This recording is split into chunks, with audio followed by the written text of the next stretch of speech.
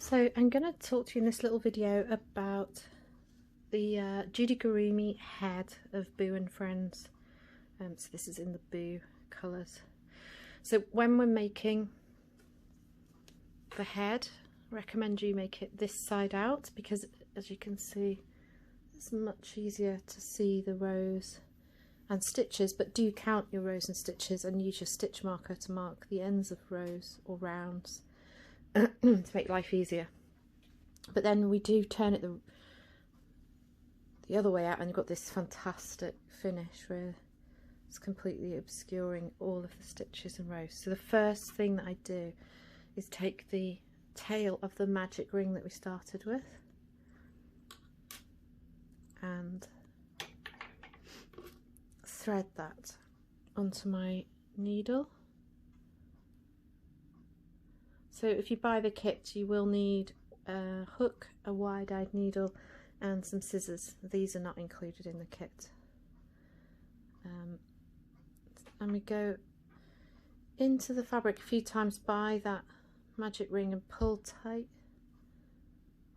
Just make a few stitches across the central circle of the magic ring and pull tight like so, and then plunge it through to the other side. And then what I tend to do with all my Joodygurumi toys is just make a small looped knot. You see, I've made a loop, and then through the loop with my needle, pull that tight, do another one to be sure, and then I leave this end inside the toy, and I do that for a reason. I don't sew it in and cut it because once I had an incident with, very early on making amigurumi toys, I made an elephant for my daughter, and the magic ring that I started with, which just happened to be the elephant's bottom in this case, came loose, and it worked loose, and I'd sewed all the ends in and snipped it, and I'd made it in this beautiful variated colourful yarn. So I only had about this much, and it began to come undone because she played with it, and I had no way of rescuing it because I didn't have any yarn to sew. Excuse me, sorry. So I had to darn said elephant's bottom, which was my daughter was really distraught. She wasn't happy at all, and I made a note to self, leave a tail, don't cut it off, you don't need to, it's inside, no one can see it, but you know it's there. And if that magic ring does come loose, and I really hope it doesn't, but if it should happen to come loose, we've done lots of stitches and a couple of little knots, leave this tail, you can find it, dig it out and do any mending secretly at night without any tears. Trust me, it's worth it. So that's a little Joodybloos tip on your magic ring. Keep your tails on. And so then in the kit you get a stuffing roll like this, and I recommend you leave it taped shut, because if you open it, it will explode and be very difficult to wrap up again.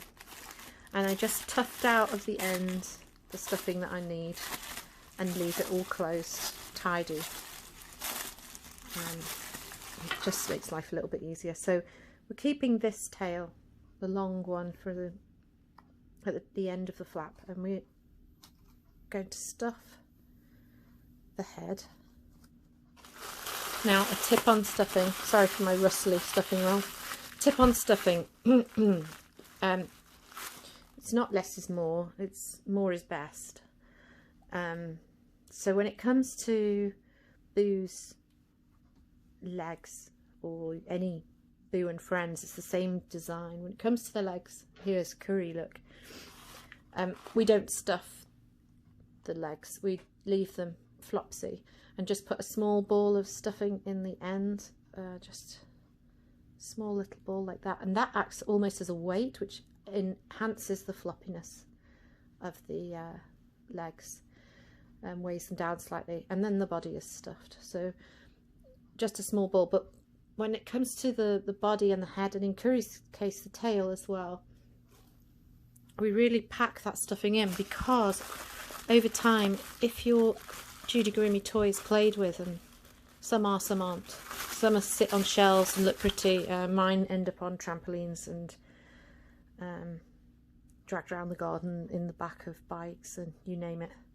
So over time the stuffing does get compressed, and what you thought was well stuffed may become saggy and tired, and that obviously is also a loved toy is also beautiful, isn't it? It's just so nice, a toy that's threadbare and flat. But do make sure, because you'd be surprised how quickly. So there you see, I really stuffed the head, and then I do a bit of moulding, and this triangular flap here stitches up to the top, and that makes the muzzle. Okay, so with the kit you get this little bag which has in it the safety eyes and nose and the little tag which goes on the collar of the dog. So love my dog, and a little paw print. In Curry it's gold, and Buddy Bear has a honey pot, of course. So let me show you. We just place the eyes and nose where we think first of all, so just stab them in where you think they should go, and the nose goes in this triangle here near the top. I'm just stabbing through the stitch holes. Okay, so that gives us a rough idea. There we go. Now, to my eyes, this one is a bit high. It's a little bit higher, and I prefer the lower. So I'm going to bring that down and find a different hole.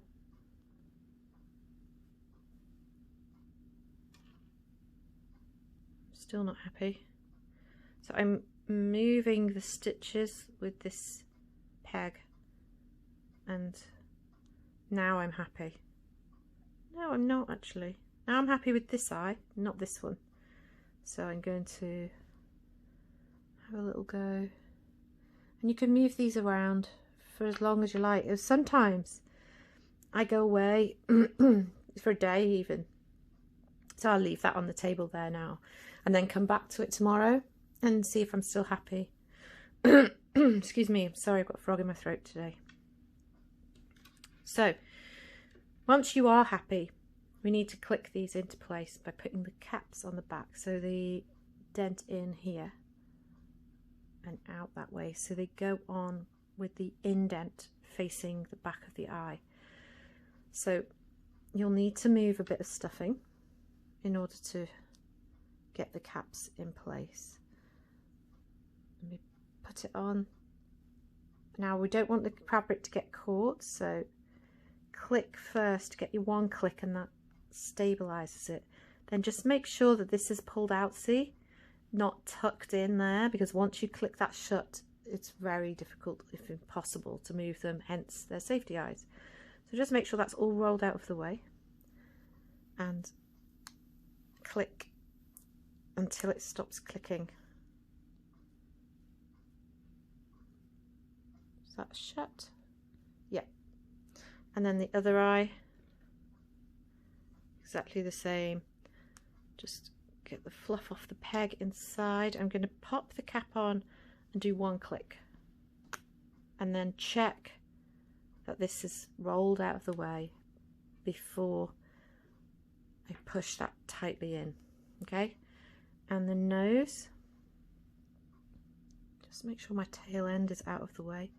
Now again with the nose, so I'm happy with the positioning of the nose here. It's all very fluffy at the moment, but we'll tidy that up in a moment. I'm happy with the positioning of the nose. What I need to make sure that I have sufficient material, fabric that we've made, either side of the nose, all the way around, because I'm going to use that material to stitch to this. So I must make sure there's sufficient before I click the cap on, which is here. And again, now you have 3 caps in the kit, and all caps are the same size, so there's no need to worry about mixing up the caps. They're all the same. And so I clicked it on, and I'm just making sure nothing is curling underneath, and then snap that in place. There we go. Thread the long tail end,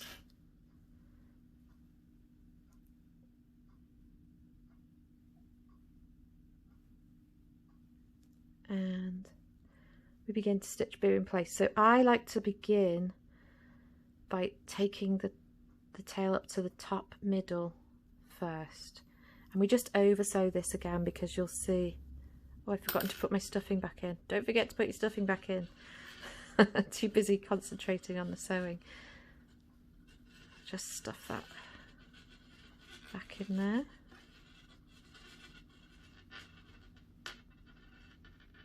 Okay, there we go. So we've got all that stuffing back in there, and make that first stitch which brings the nose up to the face, and then we over sew.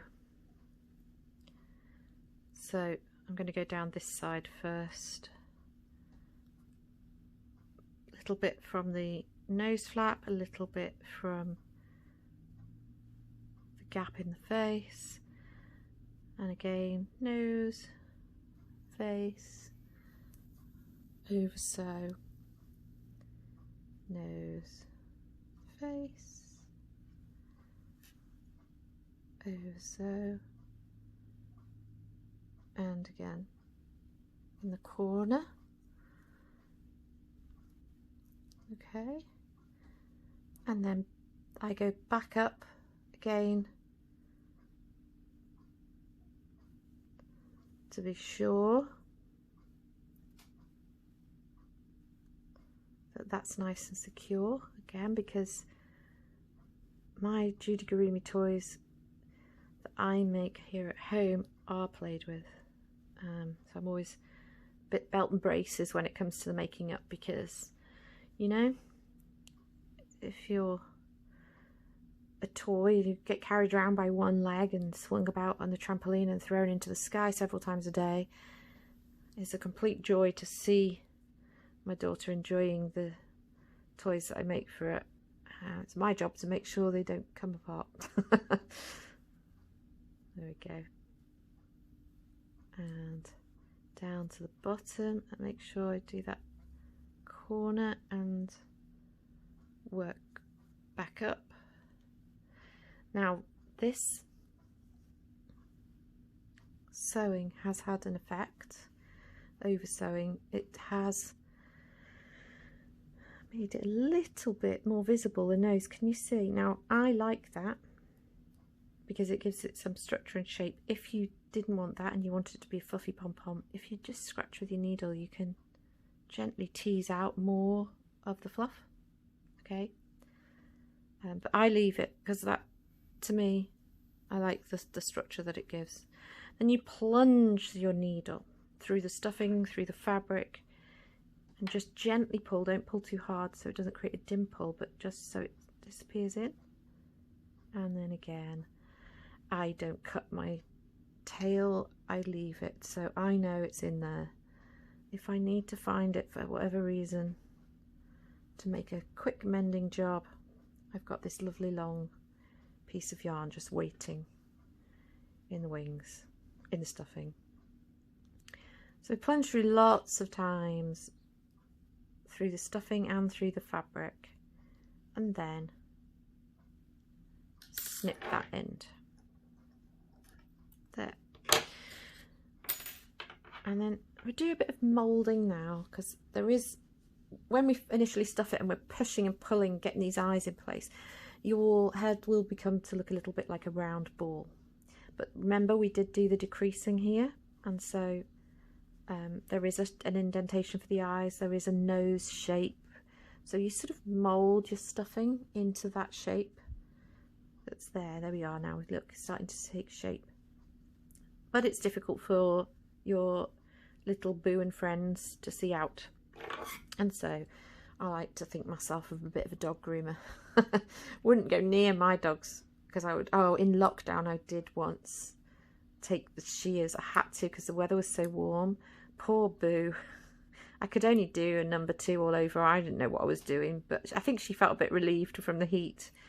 But bless her, it wasn't to her usual standards. I did my best. We had to do our best, didn't we, in lockdown? That was all we could do. So I've snipped a bit there around the nose. I'm also going to enhance this muzzle shape a little bit by snipping. I don't know what I'm doing here. I'm snipping towards the shape, just shortening. I think here the secret is do a little bit at a time. I'll just fluff that off. Tiny snips, short amounts. Then it's a gradual process. It's quite exciting actually. There now, you see how this eye is now more visible than this one. I mean, it's personal choice. You may not want that look. You may prefer this look, which is also fine. It's your Joodigurumi. Do it your way.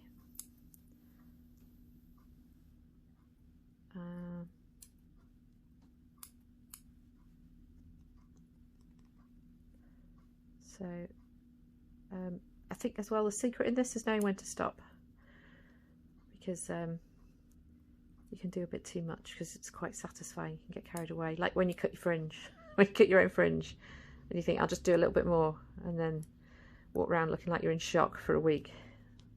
Just a little bit at a time. So I'm going to stop. I'm just going to do a little bit here. See, I've not stopped. Right, stop now. Okay. Oh, look at that big long one there. Snip that off. And there you have the head. And it's the same. Oh, look at the mess I've made here. This fluffy stuff does get everywhere when you snip it like that. Same for Cree. And then we've got Buddy Bear. Buddy, oops, sorry, not my camera. Sorry.